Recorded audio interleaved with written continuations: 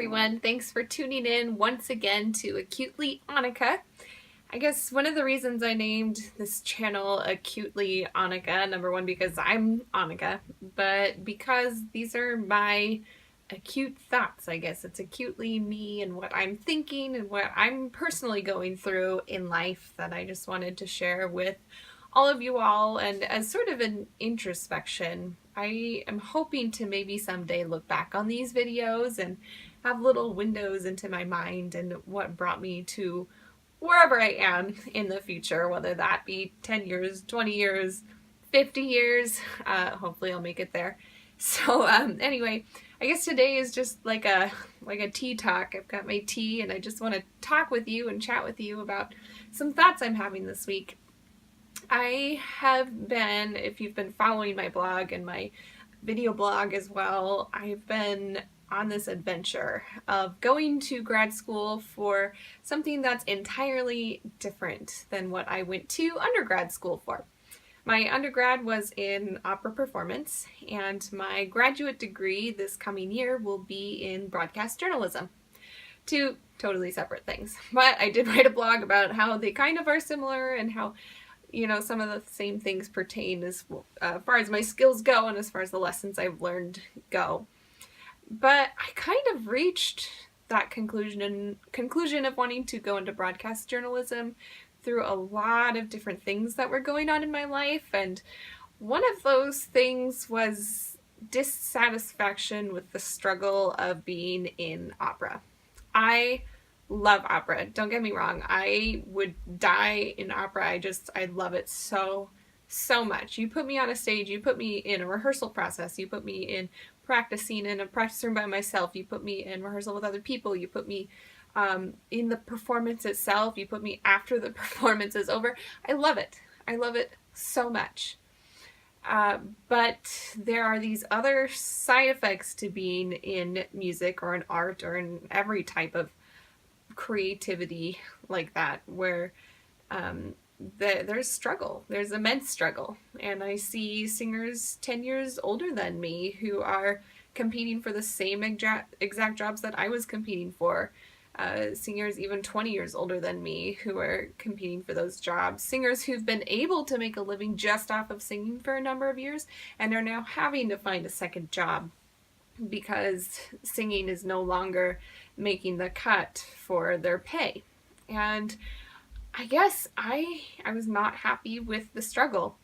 And being young, being only 24 years old, just a couple years out of my undergrad, I realized, if I want to learn something new, maybe now is the time to do it, rather than struggling in opera for 10 years and then deciding that I don't want to have that struggle anymore.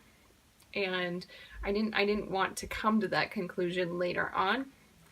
And then all of these other factors were happening in my life that led me into my interest in speaking and broadcast journalism. That's a blog and maybe a talk for another day. But I will link that below, by the way, so that you can read it in case you haven't yet. But anyway, I was just reading this book this month. It's called, I have it right here, it's The Subtle Art of Not Giving a Fudge Monkey. This is a family-friendly channel. I'm not going to swear. But anyway, it's written by Mark Manson, who's a blogger. And he so eloquently put into words what I was thinking. Except I couldn't put it into so many words in a definition. So I'm just going to read a little bit from this. He says, everybody enjoys what feels good. To fall in love and blah, blah, blah.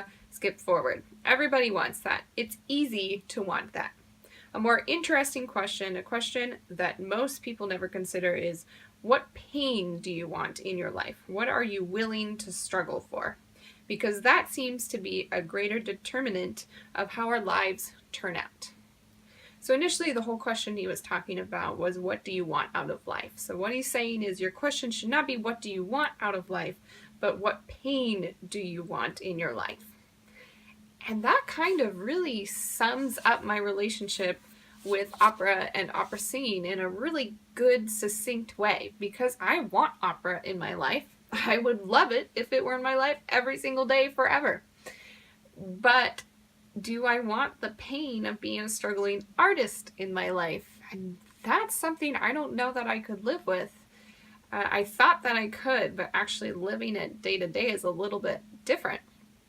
And so it's got me into all these different thoughts about things and how that pertains not just to my career, but jobs I've had in the past. For example, my first job out of college, I quit not because I didn't like the job itself, but because my boss was just a really mean-spirited person, and it was hard to come to work every day, and I ultimately decided that was a pain that I couldn't live with, and so that's why I had left that job.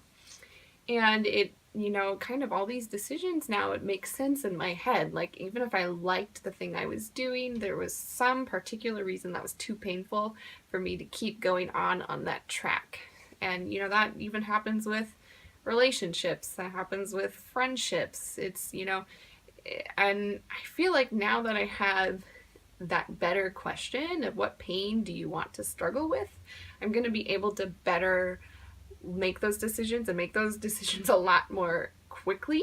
And I guess, part of the reason I'm taking on this new adventure is I'm okay with the struggle of being a grad student. I love being a student. If I could be a career student, I would be a career student. And I enjoy the struggle of turning in assignments on time, the struggle of growing and learning and how that's a tough mental process. I love the struggle of going somewhere completely new and knowing nobody and having to make friends and start your life again. I enjoy that struggle. That's a pain that I'm willing to live with and that I am okay with. Whereas all these other struggles weren't necessarily the case, between whether it's my first job out of college or the anticipation of being a struggling artist for the next 40 plus years. So that's kind of my thoughts on this, I guess.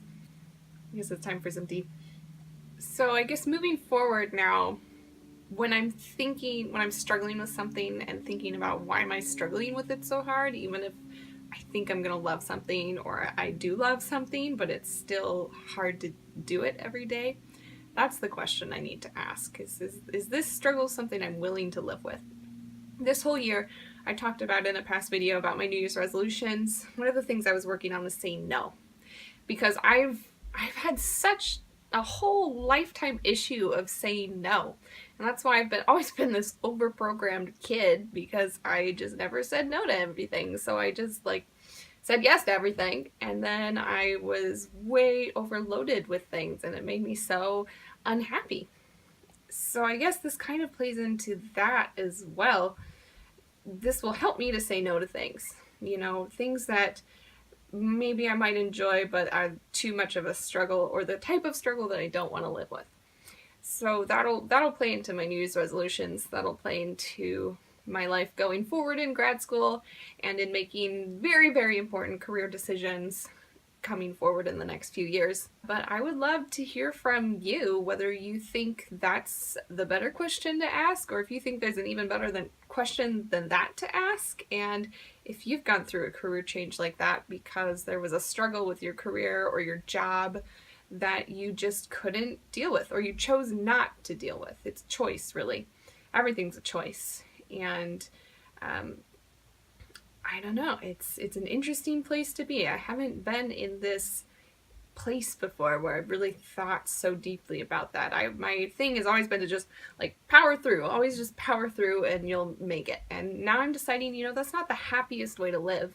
And what I really want is to be happy. So I need to say no, and I need to choose my struggles, because some struggles are just not worth it. These are my thoughts today on this lovely Sunday, but I'm wishing you all a happy Monday, because that's when you're going to watch it. Cheers to you, my watchers. Thanks for watching me drone on and talk about my own life and my own issues. I hope that maybe you will take something from this thought, either in your own life or maybe pass it on to someone else. You should definitely read that book, The Subtle Art of Not Giving a Fudge Monkey by Mark Manson. It's really great. I think it's a New York Times bestseller. Yeah, it is. So it's very easy to find. I'll link it down below anyway. Have a great day and go forth, live your best life, and subscribe. Don't forget to subscribe, because you'll want more awesome videos while I'm drinking tea and sharing my thoughts with you.